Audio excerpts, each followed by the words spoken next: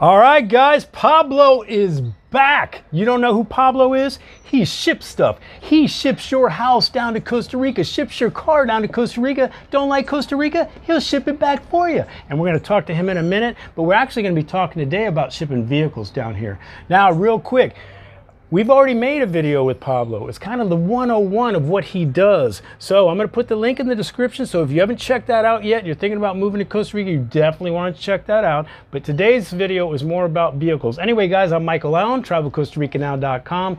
TravelCostaRicaNow.com is a travel agency. So go to TravelCostaRicaNow.com.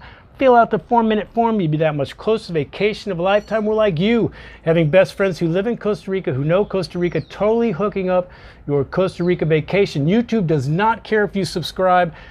I do. Please subscribe. But if you want to see the videos as we put them up and you want to bust that algorithm that YouTube likes to mess with so you don't see my videos, you got to hit the notification bell. Pablo, thanks for coming back. All right, first, okay.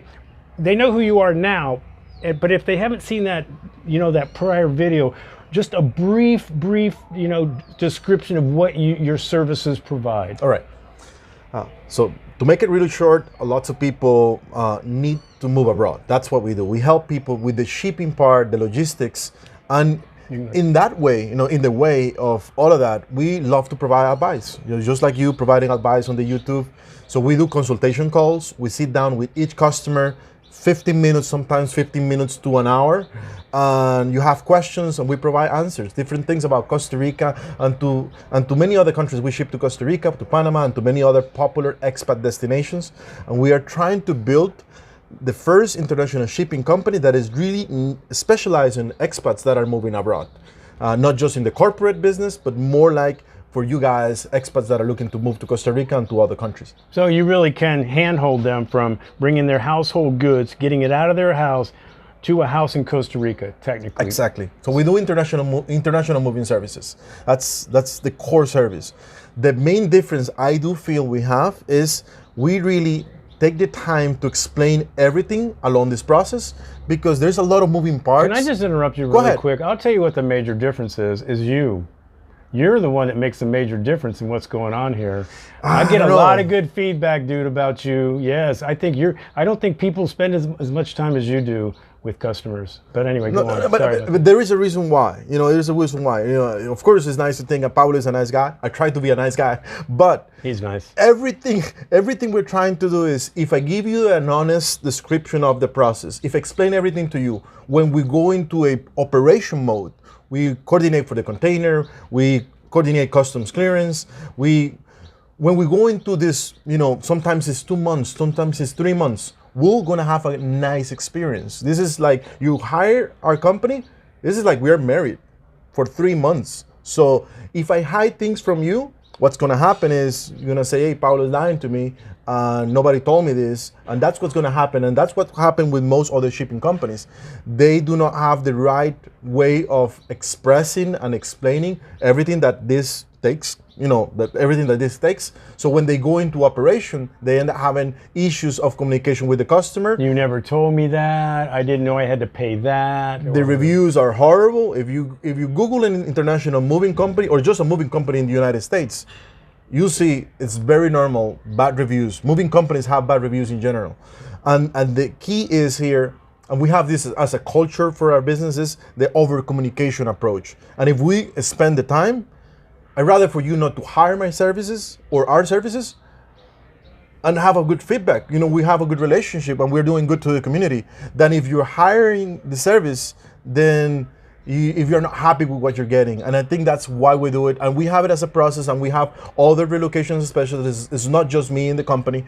And this is the culture. This is how we wanted to do this. And we train our people to explain things to our customers this way. This is why we connect, because I like the way he does things. He's very customer service oriented. He's trying to help out. He goes the extra mile. So I really like that. And let's be honest, moving your stuff in a container over the ocean and doing all your household stuff, or whether it's your car, that's very stressful.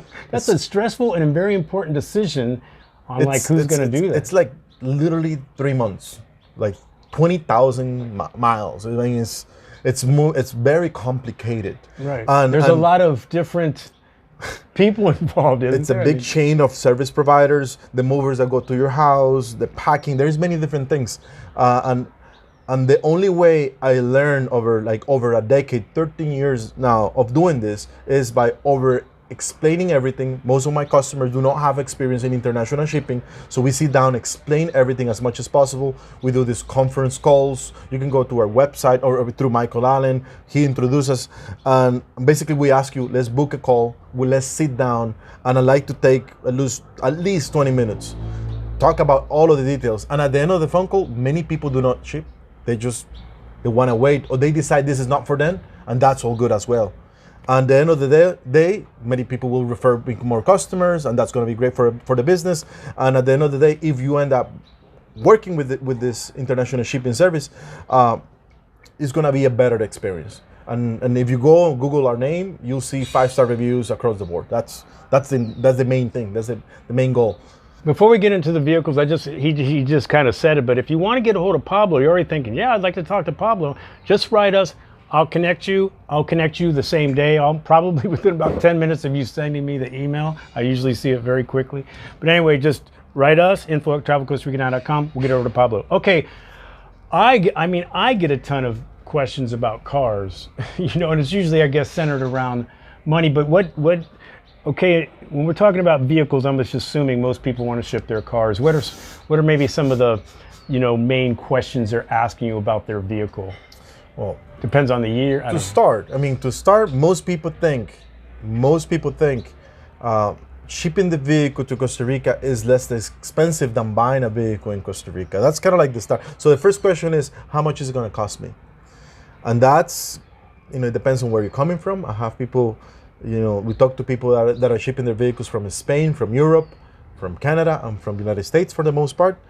And if you are in Canada, this is more expensive. You're gonna have to have your own container for your vehicle, and it's gonna be at least twice as much expensive than if you live in Florida, as example.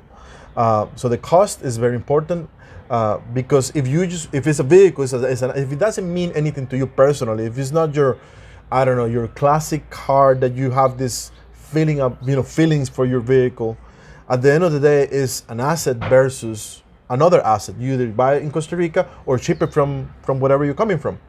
And a lot of times it may be more expensive to ship depending on where you're coming from and depending on what type of vehicle. Costa Rica import taxes system is very complex. So each vehicle gets taxed differently.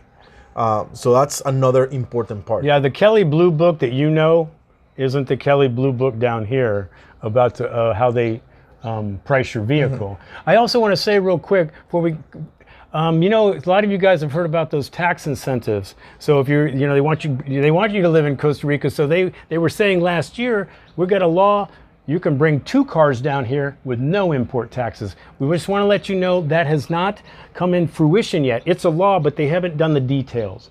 When they do the details, trust me, we'll be the first to tell you, and we'll tell you all 100%. About it. But right now, that is not an option. So just think right now, you're paying import taxes on your vehicle. So. Yep. And this goes for 2 vehicles. It could be a boat. It could be a motorcycle. So it's 2 vehicles. But it's not ready yet. The law has not been implemented. And in my experience, this type of laws within the customs system could take a year, a couple of years. At the very beginning, I was very optimistic. Oh, this is going to be great. A lot more people is going to start shipping their vehicles and do more business. And I started digging into other similar laws. How long did it take? And some of the laws for customs within customs I seen after my research, 2 years to implement, 3 years to implement. So I think this one might be a little rougher because this involves a couple different organizations. And I know, I can't remember the different ones that were involved, but one had a lot of recommendations that the government didn't follow. The ones that, the container people, the immigration people, wherever those people are, they had a list. They had higher requirements. The government didn't listen to any of them. And so I think somebody might be dragging their feet a little bit because it's not just one entity of the government here doing this, and they got to get together and try to make this happen, which, yeah. And I do think if this goes through, this is 2 entities, immigration and customs, or Hacienda, which is basically the IRS for Costa Rica, Hacienda. So Hacienda or customs has to basically request for the customer or whoever is doing shipping the vehicle has to request, you have to prove that you're actually moving into Costa Rica. You have to start your immigration process. So if this goes through, it will be for somebody that is already in the immigration process mood. Right. Yeah, let's not not for a tourist. Let's not complicate it. We're just saying that hasn't happened yet. We'll let you know when that's going to happen, or when it does happen. So anyway, let's get back to vehicles a little bit.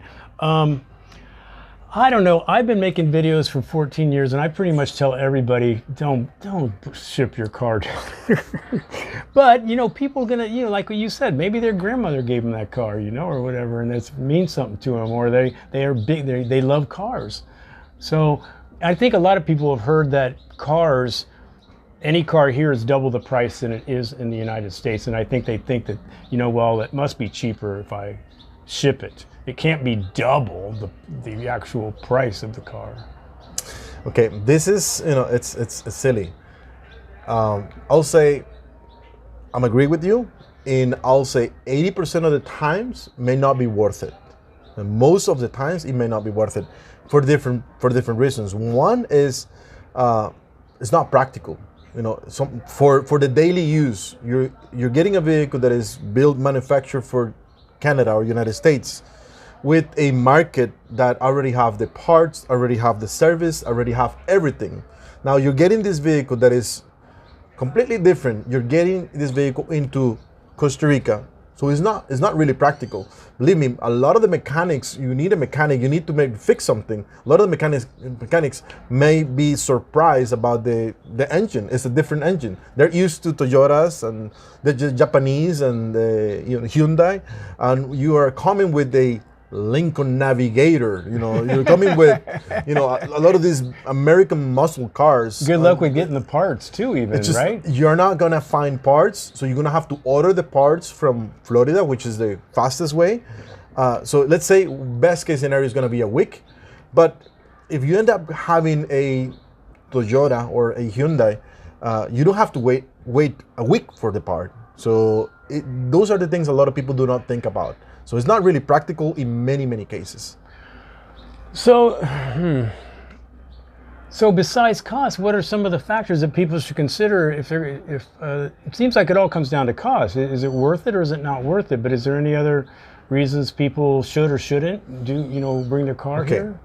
Let's say shouldn't if the vehicle that you're trying to import is not in the local market. If you're not like the Lincoln, if you're buying something that is completely different than what you see in our roads, then you're gonna face issues. And not just that. Let's say you're trying to sell that vehicle later. So most Costa Ricans are not gonna buy a V8, 5.0 liter, big engines. Costa Ricans are not gonna buy it. So you're gonna be stuck with a vehicle that's maybe worth in the States $10,000, and you're gonna have to sell it here for less because there is no buyers, there is no market. So that's another negative part. So if the vehicle is not, the normal vehicle, Toyota, let's say the brands, the Toyota, the Mitsubishi, the Honda, Hyundai. Who makes a Kia. Sidekick? Sidekicks are everywhere. Sidekick is Suzuki. Suzuki. And it's very popular, and you get parts everywhere. And also, if the vehicle has a big engine, V6, V8 engine, even though there are some Toyotas in the US, you can buy a Tacoma, you can buy the 4Runner. Those are gasoline, V6, V8. People would think, well, there is a lot of Toyotas in Costa Rica, but the Toyotas we have in Costa Rica are diesel 4-cylinder. So really? So most of the Toyotas that they sell here at the this is why we talked to Pablo. Yeah, so you're buying a vehicle that looks exactly the same. You get it here, and then you have a big engine, and it's okay. It's a great car, and for that, I'm sure they may have service in Costa Rica. Not every dealership has service on all of the vehicles that are being imported in Costa Rica, but for the most part, Toyota does. I have a customer that imports a Nissan Pathfinder, like in a special edition hybrid, and the Nissan dealership in San Jose told him, we are not able to service your vehicle because we don't carry the hybrid version in Costa Rica. So those are things that you have to research before you ship your vehicle. So back again to the fuel economy and the engine. If you have a big engine, it's not a good idea. You're not gonna find a buyer later. It will have to be another expat that is in love with big engine and does not care about spending a lot of money on fuel.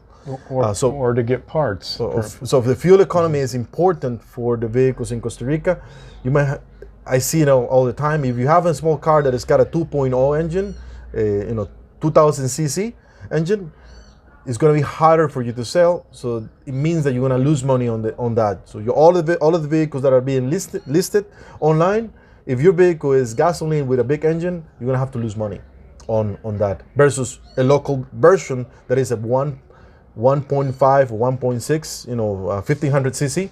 Those vehicles will sell faster and for more money. Okay, let's say they decide, well, Pablo, I heard you say all that, but I want to bring down my car. So what would be may not be simple, but what is the process of that? Getting a hold of you, how's it all play out? Okay, well, I'd like to explain, kind of like walk you through the process if possible. Basically, there's two ways of shipping vehicles. One is called RO, which means roll on, roll off. This is like a big ferry. This ferry is, people, basically we coordinate to pick up the vehicle at your property. We get it to the port, and at the port it waits for a big ferry. This RO services, RoRo services, and the vehicle will have to be empty. So these companies that offer RoRo services do not allow you to put stuff inside of the vehicle, and basically they just get it from the port and drive it inside of this big ferry. So it really is like a ferry. It's a big ferry that is designed for international services. There is only one service that comes into Latin America from the States, and it's in the Atlantic Ocean. So all of the ports, New York, Baltimore, Jacksonville, Charleston, Miami, Florida, they pick up vehicles and they get vehicles down from north to south, and this is not available on the Pacific Ocean. So people is shipping vehicles from California or from Seattle. Not really an option. It's not an option for them because they're gonna have to pay the freight from California all the way to the other side of the states, and that's gonna be a lot more expensive. So if it goes to option B, then so if that's your case, it will be better for you, if you're in California, it will be better for you to use a 20-foot container, 40-foot container. Once again, that's more expensive, but it allows you to bring your vehicle and many other things. You can have your vehicle and load the remaining space with more stuff, whatever you have, even some furniture, or maybe upgrade into a 40-foot container, and then it may be more worth it. If you're in the Californian side or in the Pacific Ocean. And this is for the States. And in Canada, RoRo is not available, so the only way is ship it in a container, or maybe drive it down. And having a vehicle, I have customers that they say, well, California is too expensive. Can I take it and they drive it actually to the other side. Now, their container method is still good on the east side, not just a RO. Yeah, on both sides. You can still do the whole container thing. So. On both sides. People would just be willing to drive it to save money. So you have to, do the math to see if that's worth it, because driving 20, I don't know how many hours, 20 hours, 30 hours. Obviously, this is a depends question, but just for a ballpark thing. Okay, they are on the east side. They want to do the container method because they want to put some more stuff in there. They get a 40-foot container. Ballpark figure. Much? Yeah, I know. No, it's okay. I give it to you. They're gonna go. Well, you didn't say anything about prices. I give it to you. I have a few. We're doing a few right now from around California, Seattle. It's about anywhere between $8,000 to $10,000.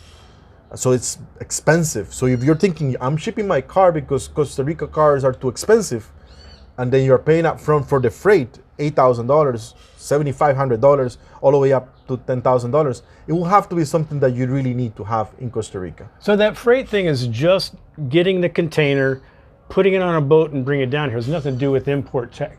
No, that's just to feed international logistics out of California, and California it happens to be a lot more complicated than shipping from Florida. Everything's more complicated in California. Well, I don't know. We don't have to talk about that. But Okay, but the point is it's about the average shipment is $9,000 for a 20-foot container. If you put a car in there, or if you put your household goods in there, it's about the same. The normal service, includes picking up the vehicle, loading the vehicle, securing the vehicle within the container. So a few things that we do when we do this, securing the vehicle, is we lower the pressure, the pressure of the tires, disconnect the battery. We have to make sure that the fuel on the vehicle is very low, less than a quarter. If you want to do it yourself, or you're thinking about all of these things, those are things that you have to consider. And then you also have to sign an agreement, as this is called dangerous goods. They sign an agreement that states that you're doing all these things, that you are preparing your vehicle for international freight. So okay, thank you for that. What about a ballpark on I live in Florida. I live in, what's the RORO? In Approximately, Florida, we have ways to get it down to like $4,000, $4,000 to $5,000, and not even in a RORO. This is in a container. Out of Tampa, we have, and this is very particular to Costa Rica, we have a small shipping vessel line that it's very small, that ships things from Costa Rica, basically fruits and pineapples and juices from Costa Rica to Tampa. And they pick up vehicles and load their containers, so it will be sealed in a container with all the things. You could put more things in there, and it's about $4,000 to $5,000. And it's very quick because it's a direct freight, and that's out of Tampa. If you're dealing with Miami, it's usually a bit more expensive, and it takes a lot more time, because the vessel line companies that do Miami or all of these other ports, they stop in Mexico, they stop in many other countries. Okay. So there's a good option out of Tampa that I like a lot. Is there much differences with things like motorcycles or ATVs? Does it change everything, or is it similar? It's silly, it's silly. A lot of people say it's only a motorcycle, it's small, right? But if you're thinking, okay, can I rent just the space for the motorcycle and share the container with many other, kind of like having a little pallet, some people do, or whatever. That's many companies do not like to take motor vehicles in a shared container. So the companies that consolidate, they feel this motorcycle could make a delay or problem, or could put at danger the rest of the pallets in the shipment. So it's kind of tricky. Out of Tampa, I think we can still do that and have a good rate. But for the most part, at any other port, we'll have to have your own container just for the motorcycle. Oh, so you really technically can't rent the space. You're gonna have to get some sort of container. There is restrictions. It's really, really hard. I tried it for years. I haven't found a good provider that offers this. And sometimes when I did find a provider, they later changed their own rules of shipping, because motor vehicles, there's a lot behind. Motor vehicles could be stolen. So Homeland Security in the U.S. requires to have the title and makes an inspections. And when they make the inspection there, they say, oh, this container cannot leave the port until we make an inspection.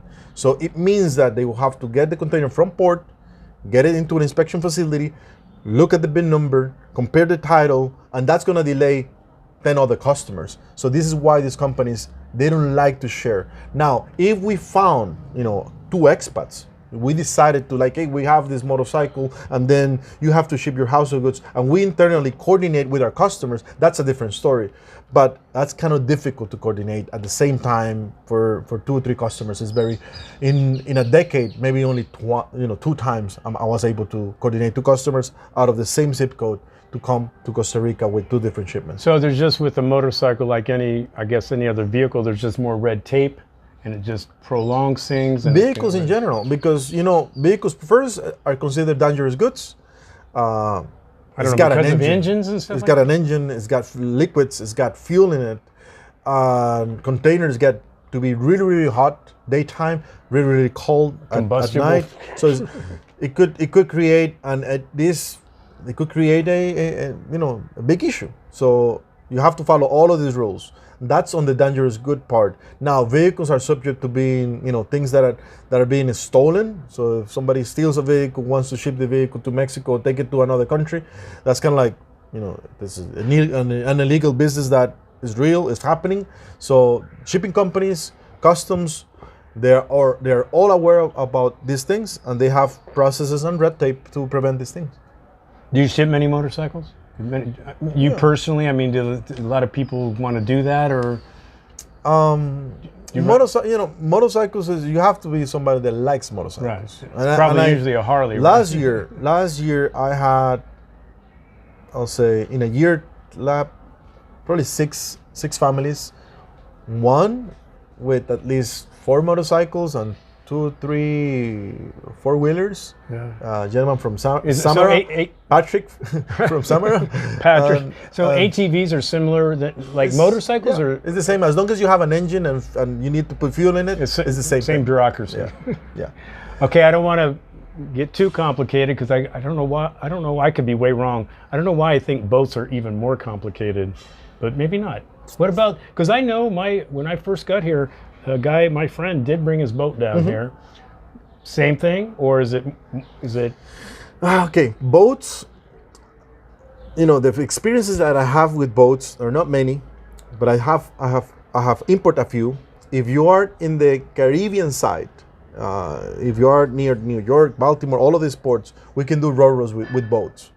Oh, really? Yeah. Oh, okay. Because if the boat is in a utility trailer, it's fairly easy to just hold the boat and put it in. So I didn't have not big surprise. It was just like a car. Is there I'm sorry for these kind of dumb questions. Is there like a size issue with a boat? Are we just talking about a basic bayliner type of boat? I don't know. The rates are based on the dimensions of the boat. So these ro-ro companies ask me to be very detailed about the dimensions of everything. And of course, if it's huge, it may be a different story. I have shipped a few, all of them mid-size, nothing really like a family thing. You go out on the Saturday. Nothing huge, and the time where I quoted really big boats, the budgets were like 25,000, 30,000, all the way up. And I understand. I mean, these big boats could be worth $500,000 to $1 million. Right. So companies that are specialized in this, or our agents that specialize in moving these things, are not inexpensive. They do this $25,000, $30,000 quote, and they will have a specialized container, kind of like open. It's an open flat rack. Lift the boat in a crane with cranes, and do it's a lot of things that they have to do to move a big boat. I can't even think. So boats, ATVs, motorcycles, cars. What's the biggest vehicle you've ever yourself had to bring? Have you ever do like an RV or something? Just do people do that? I don't even know if you do that. Just recently, this was a very interesting project. I did 2 big mobile homes. We were just talking about it. Oh, like the Airstreams. Yeah, we did customs for 2 Airstreams. They were beautiful. I mean, to the eye, this classic look, retro style, aluminum. These things are worth over 100. Brand new, 160,000. It's very expensive, and they were huge. With ro-ro, they can be moved with ro-ro. But I'm assuming that's still going to be pretty pricey. It seems it's super expensive. But if you have I don't know, if you have something like that, you probably have the money to do that. if you have the money to purchase a couple of those things, you'll probably have the money to pay the import taxes. The import taxes on these things are, I believe, we'll double check. Double check that. So I think what people I just want to, you've said this, but it's just not getting the container, guys, and putting it in there. When you get to Costa Rica, you're going to have some fees, some import fees, and that's usually that's the indicator of maybe this is a little too expensive. Yeah. So if you have a new mobile home like that does not have an engine on it, you're looking at 68.6%, so almost 70%. And if it's an older one, so people think, oh, if it's an old one, I'm gonna save money because I just bought it's very old. It's like 91%, 91. It's almost the same value of whatever you're buying it from. Wow. And another, on top of that, the process of getting the value for these things, how much customs think this is worth. It's a lot of red tape. We present all the information, and customs has to do research on it, and they will put the value. We don't get to put the value on these things. The customs they have a department that assigns values. All right, so these videos are always going to generate more questions and answers. So maybe just summarize. Okay, top thing of what people should think about if they. You kind of said it, but maybe just summarize. If they're thinking about bringing their car, maybe just a couple things they should think about and summarize that whole thing. Because, we could talk about this. There's always those little nuanced questions, and I'm sure it's going to generate a lot of questions. But let's just end the video by you maybe summarizing, if you're really adamant, here's the few things you just make sure you considered. Okay, the first thing is try to get a budget for the entire cost. And we can do that. When we do a conference call, we budget for the import taxes, and we try to give you a full 360-degree, idea of where all the fees are, because a lot of these fees are basically hidden fees, because you bring the vehicle to Costa Rica, then the storage, the port has a fee, the storage at the customs terminal has another fee, and now once customs is completely ready, then you have to get it registered under your name. And you get it registered under your name, that's another legal fee. And by the way, I did a little research before this video to give you an idea. This could be on a 20,000. It's different on every car, but I did an estimate on a $20,000 car. This is after customs, how much your attorney will charge. For a $20,000 car, they sent me a budget for about $700. Of an additional expense that nobody told me. It's one thing, nobody told me about this other thing, but that's not customs. That's the legal part to get it registered. Just like when it's just that one thing. Yeah, that's one. But this is just like when you're buying a vehicle in the U.S., you have to go to the DMV, and whatever the vehicle value is at, and if you are in California or Florida, this is different. If you're in California, I do guess the first registration is gonna be expensive. If you are in North Carolina or Florida, it might be less. But it's the same thing. The first registration in Costa Rica for a vehicle is going to create a fee that it could be, depending on the value, 1,000, 500, 700. And that's after my job finished, you still have to, do things, and you still can drive it. You still have to wait for that to be ready, and for the metal tax to be ready. And that's part of it. Another thing to consider is, do not just think about the shipping time, the cost, but think about what are you going to do without a vehicle. Are you going to rent a car, or are you going to get on the bus? Because a lot of people say, oh, I'm shipping my vehicle and saving money. And there's some vehicles out there that when I do the math, I did a Jeep the other day, an older Jeep. It's not the most popular Costa Rican car, but another Jeep, 1990, almost 2000. Import taxes were little on it. So to me, it makes sense on that type of vehicle, and they still get some mechanics to work on that. Not many, but you still get some. On that one, it makes sense to me. But people are thinking, oh, shipping my Jeep, saving some money. It's a vehicle that I had it for years. It's paid off. It makes sense. So this is the case for one of my customers. But in the meantime, are you going to be renting a car? Because if you have to rent a car for 3 months, then it's $6,000. Right. I mean, it's $2,000 a month. 2000. I mean, more about rental, but it's $2,000 a month. Right. That's pretty much it. Bam, 6. So you already ate, all of the savings that you thought you were gonna have. So if your case is that you needed, you have to have a car. I guess if you're in Escazú or in Grecia, San Jose, you can get an Uber, move around. Not a big deal. But if you are really far away from, good transportation, then you're gonna have to rent a car, and it may not be worth it. Well, I think the bigger thing you said was the first thing you said. People just don't, because this is what they get pissed at. They get pissed about hidden fees. You're talking to somebody and you're going, okay, I want to ship my car, and the shipping company says, okay, the container's 7,000, you're going to have a little bit of this, and then you get here and you find out there's this and this and this there's and another. This. And this is why I think it's important to get someone that's transparent like you. This is why I like circling myself with people like you, because Well, I guess, yeah, but it's just like you get pissed. You're down here, you're budgeting, you're trying to work things out, and all of a sudden you just got slammed with $4,000 you didn't know anything about, and you're like, what the hell, Pablo? You didn't tell me shit, you know, that kind of thing. Sorry, I bet it's the same thing because it's very similar to renting a car here. You think that was the price, then you get to the rental car place. It's another I'm thing. sorry, did we? And they know they're screwing with you. And you know, they know, and it's like this thing, and you're going, and you can't do anything. But anyway, so I really like the fact that, you know, like you're gonna let them know, you're gonna be pretty close to ballpark about this is gonna be close to your complete cost from the car thing. So anyway, I have a question on vehicles coming in. If like you just said, this Jeep was an older Jeep.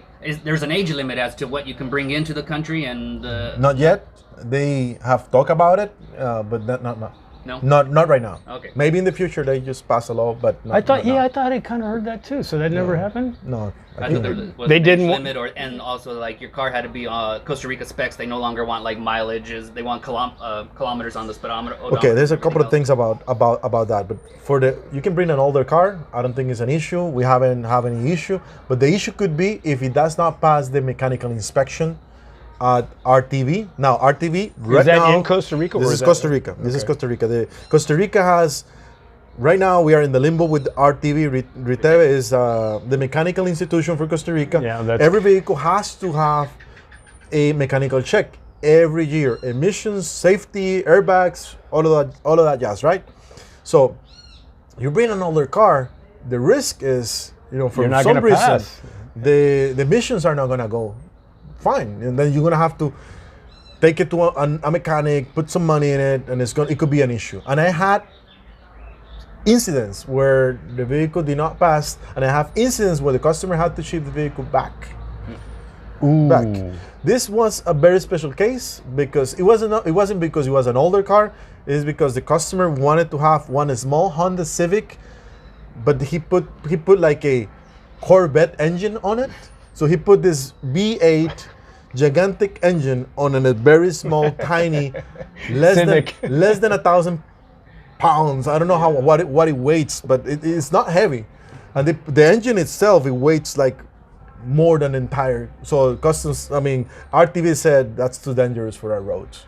I think that's probably the bigger thing, right? So if you bring down an older car and it can't pass RITEVE, you're screwed, Yeah. right? I seen it happen.